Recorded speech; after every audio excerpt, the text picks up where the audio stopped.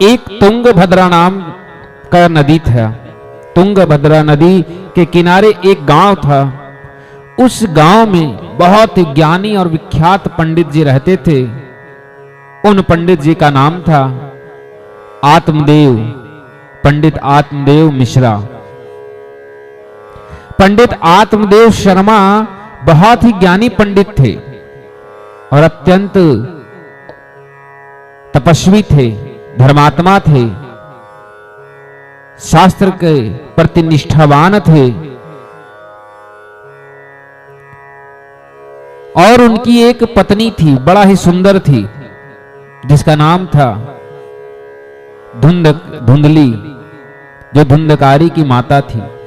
यह धुंधली अत्यंत सुंदर थी, परंतु इसके गुण उतने ही बुरे थे।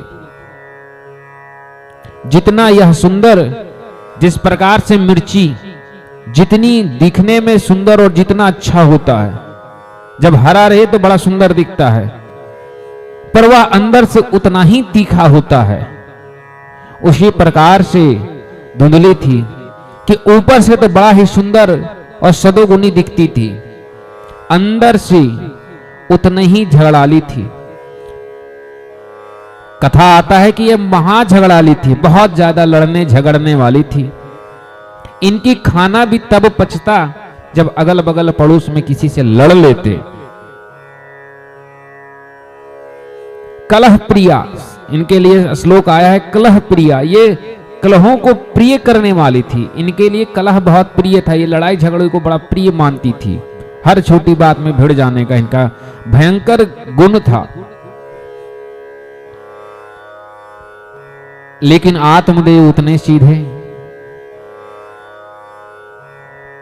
जितने सीधे आत्मदेव उतने उल्टी उनकी पत्नी। इसीलिए बोला गया है कि विवाह करने से पूर्व दोनों पति पत्नी के कुंडली का मिलान होता है। यानी कुंडली यानी गुण नक्षत्र सब मिला लो, वरना एक उल्टा पुल्टा हो गया तो ना ये सुखी ना वो सुखी। अब यहां जो होना था सो हो गया, और हमेशा लड़ने झगड़ने और कुछ ना कुछ बहाना लगा करके लड़ने वाली रोने वाली पत्नी थी। लेकिन आत्मदेव बड़ा संपन्न थे, बड़ा धर्मात्मा थे और बहुत ही अच्छे धन भी उनके पास खूब था। परंतु एक चीज की कमी थी, वह था आत्मदेव का संतान। आत्मदेव का एक भी संतान नहीं था। आत्मदेव संतानहीन थे। और यहीं तक नहीं, आत्मदेव ने एक गाय पाले, गाय भी बांझ हो गई, यानी गाय भी बच्चा नहीं देती थी। उन्होंने कई वृक्ष लगाए फलदार, सब वृक्ष तो विशालकाय हो गए, लेकिन किसी में मांजर नहीं आया, यानी फल नहीं लगा। अब सोचिए कि कितनी दुर्भाग्यता कि चलो भैया मेरा पुत्र ना हो, एक बार तो स्वीकार है, मेरे घर में पलने वाला गाय और पेड़ पौधे तक के भी कुछ ना हो, ये तो बड़ा दुर्भाग्य की बात है। ये तो सीधी भाग्य का खेल है।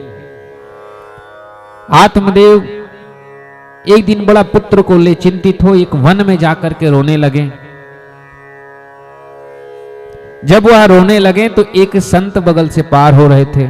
संत का हृदय बड़ा कोमल होता है। उन्होंने देखा कि एक वृक्ष के नीचे एक ब्राह्मण बैठकर रो रहे हैं, तो संत सोचे कि शायद इसे ईश्वर का ज्ञान चाहिए, इसे भगवत भक्ति चाहिए, भगवत प्राप्ति चाहिए, इसे कोई मार्गदर्शन चाहिए, ये भगवान के लिए रो रहा होगा। तो शास्त्र कहता है कि एक भगवत भक्त वही हो श्रेष्ठ होता है जो दूसरे भगवत भक्त की सहायता करे, उसे ईश्वर की ओर ले जाए। बोले इसे छोड़कर नहीं जा सकता, तो इस घने जंगल में ये लाकर बैठा है और रो रहा है, इसका मतलब पक्का इसे भगवान चाहिए, भगवत भक्ति के लिए आया है। संत हृदय ज्यादा लंबा चौड़ा सोचने वाले नहीं होते, एकदम साधारण सा सोचे और पहुंच गए। और बोले कथम रोदसी विप्र तुम का ते चिंता बलियसी। क्यों रो रहे हो विप्र, हे विप्र ब्राह्मण क्यों रो रहे हो, हमें भी कारण बताओ, इसका समाधान ढूंढेंगे। तो आत्मदेव जी कहते हैं किं ब्रवीमीरिषे दुःखम पूर्व पापे न संचितम मध्यः पूर्वजास्तोयम कवोष्णामुपभुंजते। अरे महाराज, मैं आपको क्या क्या दुख बताऊं। मैं संतानहीन, मैंने गाय रखा वो भी संतानहीन, और सबसे बड़ी बात है कि जो मैंने वृक्ष लगाया उसमें भी मंजे नहीं आते, वो भी फलहीन है। इससे बड़ा दुख क्या हो मनुष्य के लिए। संत बोला, हाँ ये तो बड़ी बात दुखद है कि गृहस्थ व्यक्ति के घर में कुछ ना हो। लेकिन संत हृदय भगवान में बड़ा विश्वास रखते हैं, लेकिन भगवान के बनाए हुए नियमों में हस्तक्षेप करना संत को प्रिय नहीं होता। जो संत, जो महात्मा, संत महात्माओं का कार्य है ईश्वर के बनाए नियमों का पालन करना और दूसरे से भी पालन करवाना। संत के बनाए, भगवान के बनाए नियम में हस्तक्षेप करना संतों का धर्म नहीं है, उचित नहीं है। पर संत इसके लिए स्वतंत्र होते, वह चाहे तो हस्तक्षेप कर सकते हैं, क्योंकि भगवान स्वयं इनकी शक्ति उन्हें देते हैं। और वो धर्म के लिए ही जब भी हस्तक्षेप करे तो किसी के लिए कल्याण के लिए। तो यहां समझाते हुए महात्मा कह रहे हैं कि सुनो ब्राह्मण, तुमने राजा ईन की कथा पढ़ी है। पुत्र प्राप्ति के लिए किया गया यज्ञ से पुत्र प्राप्त हुआ। पिता को दुष्ट ने वन छोड़ दिया और पूरे जीवन वन काटना पड़ा। तुमने भागीरथ महाराज के पूर्वजों के बारे में सुना है। संतान नहीं थे तो संतान प्राप्ति किया, कितने? 60,000। अंततः क्या हुआ? सब कपिल मुनि के अपमान किए और क्या किए? सब के सब राख हो गए जलकर, और उनकी मुक्ति के लिए कई पीढ़ियों का तप में ही जीवन कट गया। तो तुम ये सब छोड़ो और इन बातों को छोड़ो रे, भगवत भक्ति की प्राप्ति करो, ईश्वर की मार्ग में जाओ। यह सुन करके पंडित जी कहते हैं, हे ब्राह्मण, हे महात्मन, आप हमें ये ज्ञान मत दें। मैं भी पंडित और मेरा काम यही है ज्ञान देना कि भैया ईश्वर की ओर जाओ। लेकिन मैं गृहस्थ हूं ना, तो मुझे तो दुख होगा संतानहीनता का। आप जो ज्ञान दे रहे हो आपको दुख नहीं है, क्योंकि आप गृहस्थ नहीं हो, मैं तो गृहस्थ हूं। तो ज्ञान तो मैं देता हूं, लेकिन ठीक है, पर मैं गृहस्थ हूं तो मेरी भी आवश्यकता है, इसलिए ज्ञान नहीं, हमें समाधान दो। संत बोले, ये बड़ा हठी है। तो संत महात्मन ने 2 मिनट के लिए आंख बंद किए और अपनी ध्यान शक्ति से देखकर बताते हैं, सप्त जन्मावधि तव पुत्रो नेवचने वचा। अरे इस जन्म में छोड़ दो, अगले 7 जन्मों तक तुम पुत्रहीन रहोगे, संतानहीन रहोगे। इन पुत्र पुत्रियों के चक्कर में मत पड़ो, कर्म करो, श्रेष्ठ बनो, सत्कर्म की ओर भागो, ईश्वर की ओर भागो। क्या इन चीजों के पीछे पड़ो, तुम्हारे भाग्य में 7 जन्म तक संतानहीनता है। यह सुनकर के आत्मदेव और भी दुखी होकर रोने लगे। बोले, आए थे हरि भजन को, ओटने लगे कपास। अरे महाराज, हमको तो इस जन्म का दुख में रोने आए थे, आप तो अगले 7 जन्म का बताकर हमको और दुखी कर दिए। ब्राह्मण का पांव पकड़कर कहने लगे संत का आत्मदेव कि अब मुझे संतान चाहिए, वरना मैं प्राण त्याग दूंगा। महात्मा ने बोले, ये कौन सा हठ है? बोले, मुझे अपनी 7 जन्म जल्दी जल्दी खत्म करने हैं, 8वीं में तो है। महात्मा ने समझ गए कि ये बड़ा हठी है, ये नहीं समझने वाला है। और संत हृदय बड़ा जल्दी पिघल जाने वाला है। जिस तरह मोम तनिक धूप में पिघलने लगता है, संत का हृदय समान होता है। तनिक कोई रोध हो दे तो हृदय पिघल जाता है। तो संत महात्मन का हृदय थोड़ी ही देर में पिघलने वाला होता है।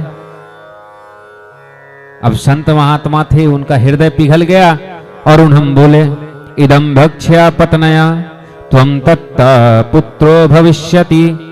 हे ब्राह्मण, मैं तुम्हें एक फल दे रहा हूं, इस फल को ले जाओ और अपनी भार्या यानी पत्नी को दे देना। वो अवश्य ही गर्भवती होगी और उससे एक संतान होगा, अगर भगवान की कृपा होगी तो। आत्मदेव जी बड़ा प्रसन्न होकर नाचने लगे।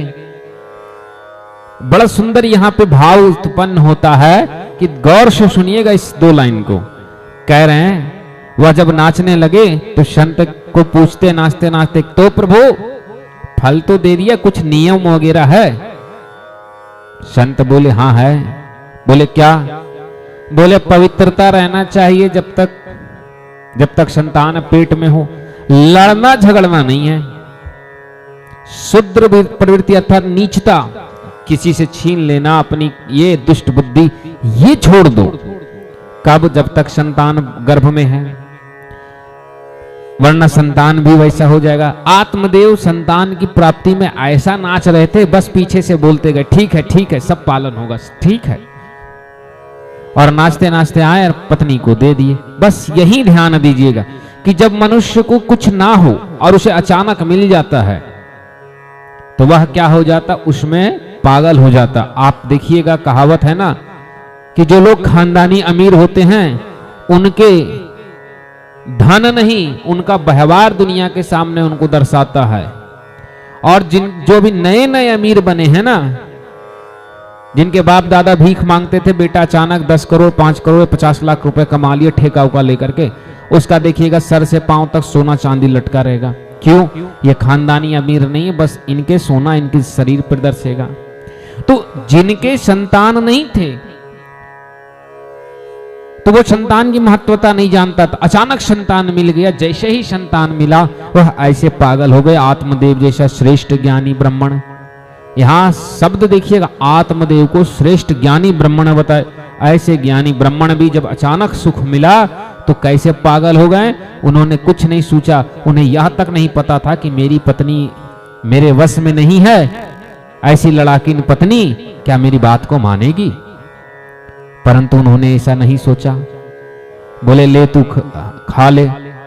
इसीलिए जब कोई चीज अचानक प्राप्त हो जाए तो उससे मनुष्य को धैर्य और संयम रखना चाहिए।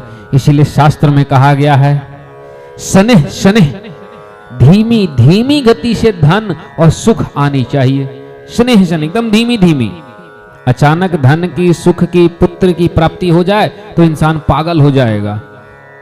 इसीलिए एक का श्लोक आता है ना, कनक कनक का खेल है, कनक खाए तो पगलाए, कनक पाए तो पगलाए। अरे यह कनक, एक कनक धतुरा है, एक कनक सोना है, दोनों कनक है। कनक कनक का खेल है, यानी धतुरा और सोने का खेल है।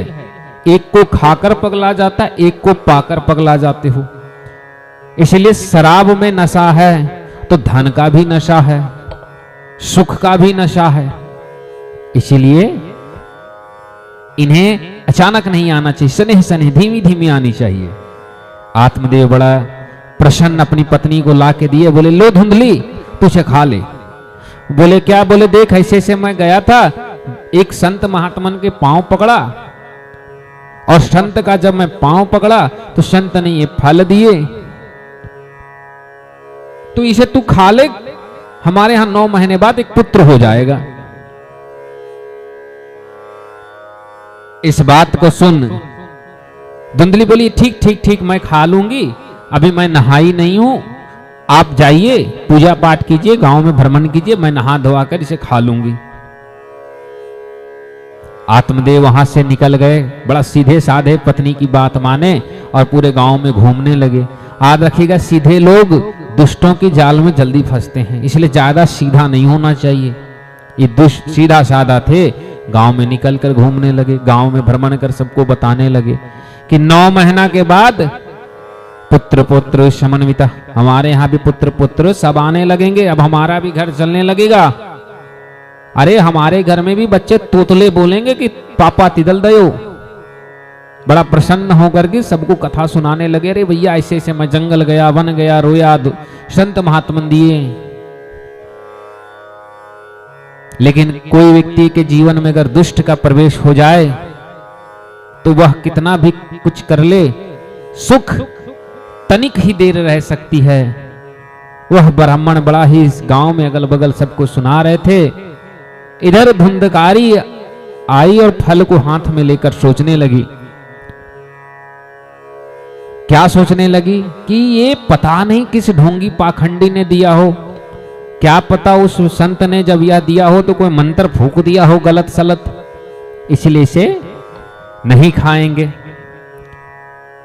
दुष्टों को हर चीज में संदेह बहुत होती, दुष्ट व्यक्ति को धर्मात्माओं पर हमेशा संदेह होता है और धर्मात्माओं को दुष्टों पे कभी संदेह नहीं होती। इसलिए आप देखेंगे कि दुष्ट से धर्मात्मा हमेशा पीड़ित होता है, हमेशा धर्मात्मा पिट जाता है। इतिहास भी पढ़ें तो जो सभ्य और धर्मात्मा राजा थे वो हमेशा मार खाते जिंदगी कट गया। क्यों? बड़ा जल्दी विश्वास करते थे, दुष्ट को कोई नहीं छल पाता था, इसलिए दुष्ट को दुष्टता से ही छला जाता है। पर धुंधरी यहां थी तो उसकी बुद्धि दुष्ट थी, तो दुष्ट ही सोचेगी। कहने लगी करे कहीं ब्राह्मण संत के चक्कर में पड़ के कोई जहर वहर ना खिला दे, कोई तंत्र विद्या टोटका टोना हो गया तो मैं क्या करूं? कहीं ऐसा तो नहीं कि मैं इनको धन मांगती हूं, दुनिया मांगती इसलिए कुछ ला के दे दिए हूं। बड़ा चीज सोचने लगी, बोली अब तो मैं नहीं खाऊंगी। और यहां से उसने तब तक पड़ोसिन को यह बात आत्मदेव के मुंह से पता चल गया। पड़ोसिन दौड़ के आई, बोली सुनो सुनो बहन, क्या है, बड़ा चिंतित लग रही हो। धुंधरी सारे बात बताई कि देखियो ऐसे ऐसे बात है तो मैं फल खाना नहीं चाहती। पड़ोसन समझाई, बोली देख बहन तू खा ले। धुंधली बोली ना ना ना, देख अगर मैं इसे खा ले और कहीं मैं गर्भवती हो गई तो पहले तो मेरा सूरत चला जाएगा, नहीं सुंदर हूं वो नहीं दिखूंगा। पड़ोसन बोली ऐसा नहीं है, तुम खा लो, तुम खा लो। खा लेने से अच्छा चलेगा, तुम्हारा संतान भी होगा तो तुम खा लो।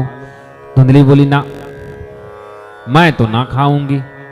फिर बोलती है कि ठीक है तुम कहती हो तो खा लेती हूं। फिर बहाना लगाती, सुनो मैंने सुना है कि सुखदेव जी महाराज अपनी मां के गर्भ में 12 वर्ष तक रहे थे।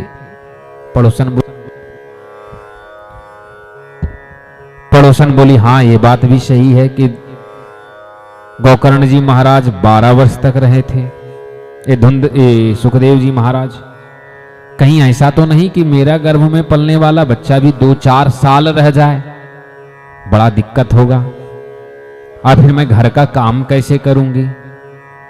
पड़ोसन बोली तू एक काम कर, अपनी ननंद को बुला, उससे काम करवा, रटा के 4 महीने बाद तो तेरा पेट बाहर आ जाएगा। तू कर नहीं सकती, ननंद से करवाना। जब ननंद जाएगी वैसे भी विदाई देना होगा। ननंद है, प्यारी ननंद है, आएगी तो बिना विदाई के मानेगी नहीं, तो विदाई देना है। अरे तो वही विदाई से 4 महीने का खर्चा भी निकल जाएगा। धुंधली बोली ना ना ना, मेरी ननंद 1 नंबर की चुट्टी है, अगर वो आएगी तो मेरा घर खा जाएगी, मेरे पति को खा जाएगी, फोड़ देगी, सारा पैसा लेके चली जाएगी। बस यहीं से आगे बढ़ा कि 100 बहाने करना है लेकिन नहीं खाना है। जी देखिए, किसी व्यक्ति को अगर कुछ ना करने का विचार हो तो 1000 बहाने उसके मन में हैं। धुंधली के मन में 1000 बहाने हैं। फिर भी पड़ोसन बहुत समझाई तो अंत में कहती कि ठीक है मैं खा लूंगी।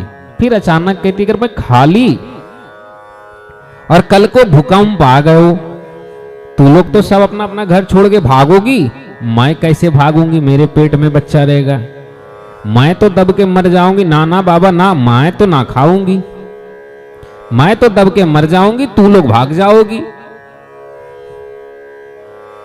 पड़ोसन समझ गई कि इसको खाना ही नहीं है। जिसको कुछ ना करना हो उसे ना करने के 100 बहाने मिल जाते हैं। बोले इसे कुछ खाना पीना नहीं है, ये बहाना लगा रही, इसे समझाना व्यर्थ है। और यह सोच करके पड़ोसन चली गई। बोली देख तुझे जो मर्जी आए तू कर, मेरा जो काम था मैंने कर दियो, और वो चली गई। अचानक ये खबर गांव से फैलते, पहले शादी ज्यादा दूर दूर तो होती नहीं थी, फैलते फैलते धुंधली की बहन को पता चल गया। धुंधली की छोटी बहन अगला दिन पहुंच गई, बोली कहा बहन, मैंने तो सुना कि तुम्हारा ऐसे ऐसे बात है, तो संतान के लिए तू फल खाने वाली, तेरा पति फल ला कर दियो। धुंधली बोली हाँ हाँ हाँ, देख फल ला कर दिए हैं।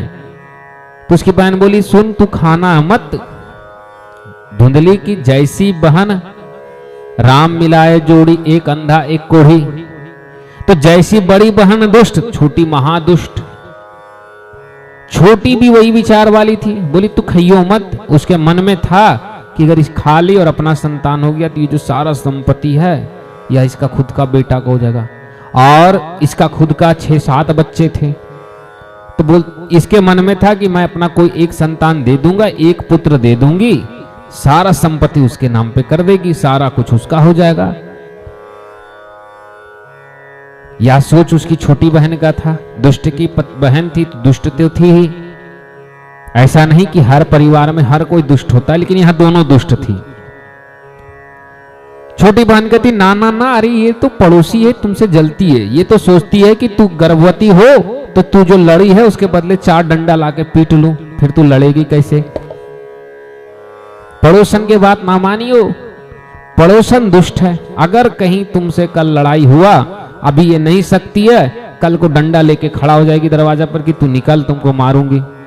तुम क्या करोगी, तुम तो गर्भवती हो, ना तुम लड़ सकती हो ना तुम भाग सकती, तुम तो पिट जाओगी।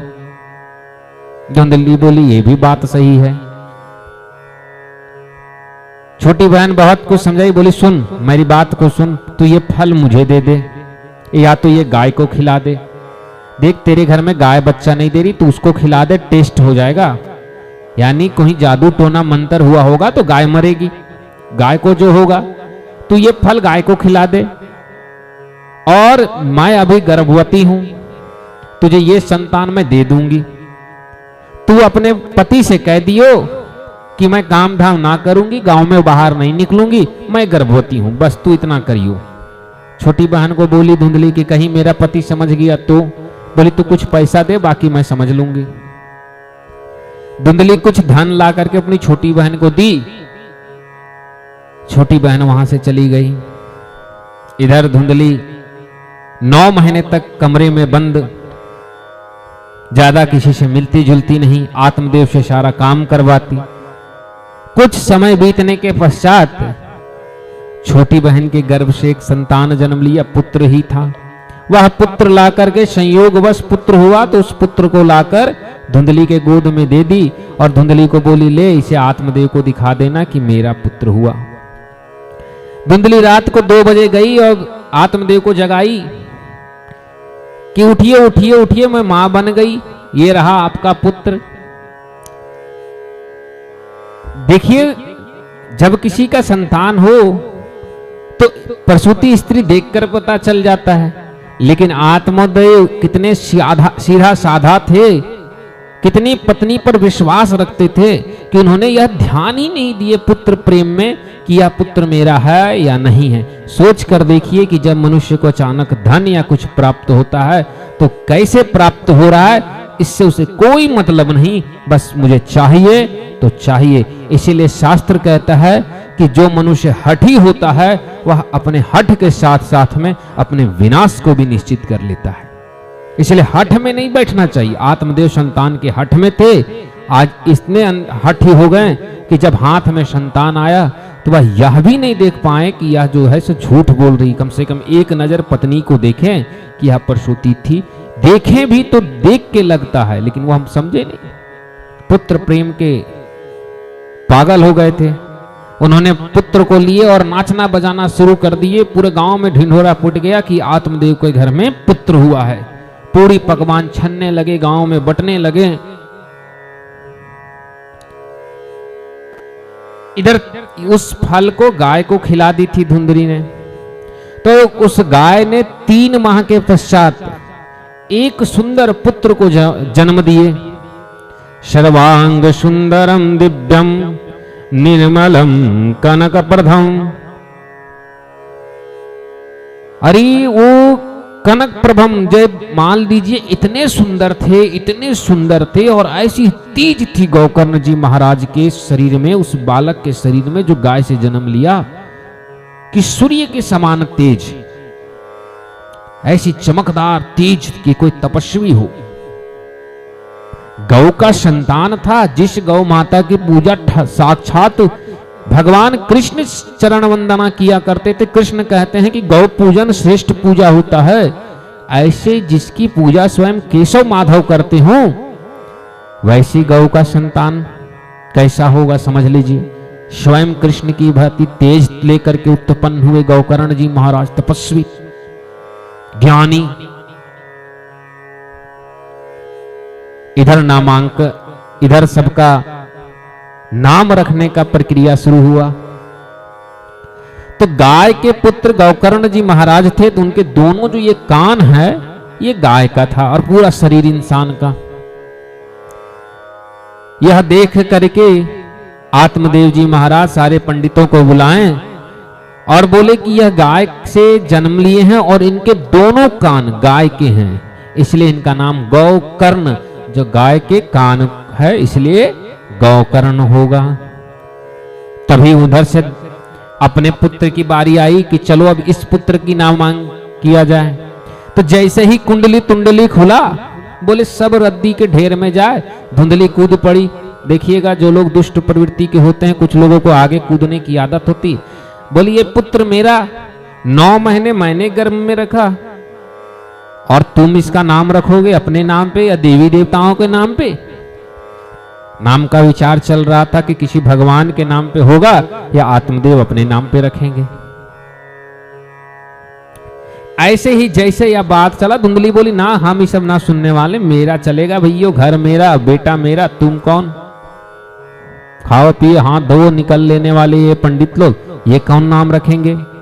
मैं रखूंगी। देखिए साधारण सा जैसे उन्होंने कहा कि मैं रखूंगी, आत्मदेव चुप हो गए और उन्होंने कहा हां देवी तुम रखो। पत्नी की हर बात को आंख बंद करके विश्वास कर लेना, पति की कितनी बड़ी गलती होता है कि उन्होंने सीधा कहा हां देवी तुम रखो। बताओ तुम्हारी इच्छा क्या है? बोले मेरा पुत्र है मैं धुंधली, तो मेरा पुत्र धुंधकारी। आत्मदेव बोले बहुत सुंदर, धुंधकारी ऐसा नाम जो नाम से ही दूसरे को रुलाने वाला हो, जो अंधेर नगरी का चौपट राजे की भांति नाम था। कहा जाता है नाम किसी धर्मात्मा महात्मा या संत महात्माओं के नाम पे रखो, अरे किसी ईश्वर वंदना के नाम पे रखो। ना मिले, किसी का नाम ना मिले तो अपने पूर्वज के नाम उठा के रख लो, लेकिन श्रेष्ठ नाम रखो, नाम ही धुंधकारी। और उनके लिए क्या कहा गया भगवत में? गौकर्ण हम पंडितो ज्ञानी धुंधकारी महाखला। अरे गौकर्ण जी महाराज बड़े ज्ञानी पंडित थे और धुंधकारी उतना ही महामूर्ख। क्यों? क्यों? तो इसका बड़ा सुंदर उत्तर आता है, माता शत्रु पिता वैरी एन बालो न पाठिता ना शोभते सभा मध्य हंस मध्य बको यथा। माता शत्रु होती और पिता वैरी होती उस बालक का जिस बालक को उसके माता पिता शिक्षा नहीं देते। ना शोभते सभा मध्य हंस मध्य बको यथा।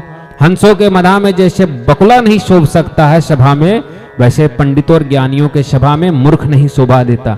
तो माता शत्रु पिता वैरी, यहाँ तो माता शत्रु थी ही जो गलत दिशा में लेके धुंधकारी को जा रही थी, और पिता शत्रु इसलिए था कि यह सब देख करके भी आंख को बंद रखा था। इसलिए धुंधकारी क्या निकल गए? मूर्ख निकल गया और गौकर्ण जी महापंडित निकल गए। गौ का गुण था, गौ से उत्पन्न हुए थे तो गौ मैया का कृपा भी था और गौ अपनी माता का सेवा करते थे, तो गौ माता का सेवा साक्षात उनकी माँ ही गौ थी। सोचिए कितना बड़ा कृपा था मैया गौ माता का। बहुत बड़े ज्ञानी बने और संस्कार से भरपूर्ण। धुंधकारी सदैव अपनी माता धुंधली के साथ रहते और गोकर्ण जी महाराज सदैव आत्मदेव के साथ रहते तो आत्मदेव के सारे ज्ञान को निचोड़ कर पी गए और वह धुंधकारी के सारे गुण को। तो इसीलिए कहा गया ना, जैसी संगत वैसी रंगत, जैसे संग में रहोगे वैसे रंग में ढलोगे। अगर सफेद कपड़े को लाल कपड़े के साथ रख दिया जाए तो लाल कपड़े का रंग सफेद में आएगी, सफेद का रंग लाल में कभी नहीं जाएगी। पता है क्यों? क्योंकि कल रंग वही छोड़ता है जिसके ऊपर जो चढ़ता है वो छोड़ता है, जिसका रंग ही ना हो वो छोड़े ना। अवगुण जो है वो मानव के ऊपर चढ़ता है। मानव का तो स्वभाव ही गुणवान होना है। धर्म कहता है कि मनुष्य तो वही है जो धर्मात्मा है, अर्थात धर्म जो है वह रंगहीन की भांति मानव का वास्तविक रंग है, वह नहीं छूटेगा। आधर्म जो है ऊपर से चढ़ जाता है, ये जो है वो अवगुण है, तो रंग ऊपर से चढ़ता है। तो यहां जो था धुंधकारी को ऊपर से अवगुण प्राप्त हो गया और गोकर्ण जी महाराज जैसे ज्ञानी थे, ज्ञानी के संगत में रहे ज्ञानी बन गए। बोलिए गोकर्ण जी महाराज की जय हो। आज धुंधली आत्मदेव और उनके दोनों संतान की जन्म गोकर्ण जी महाराज और धुंधकारी का हो चुका है। कल की कथा पूरी यह समापन करेंगे जिसमें धुंधकारी अपनी माता को कैसे मारता है, कैसे पिता को घर से निकालता है और कैसे उनकी मुक्ति की आगे प्रावधान चलता है और कैसे धुंधकारी प्रेत योनि को जाता है। यह कथा कल पुनः यहीं से प्रारंभ होगा। बोलिए सियावर रामचंद्र की जय।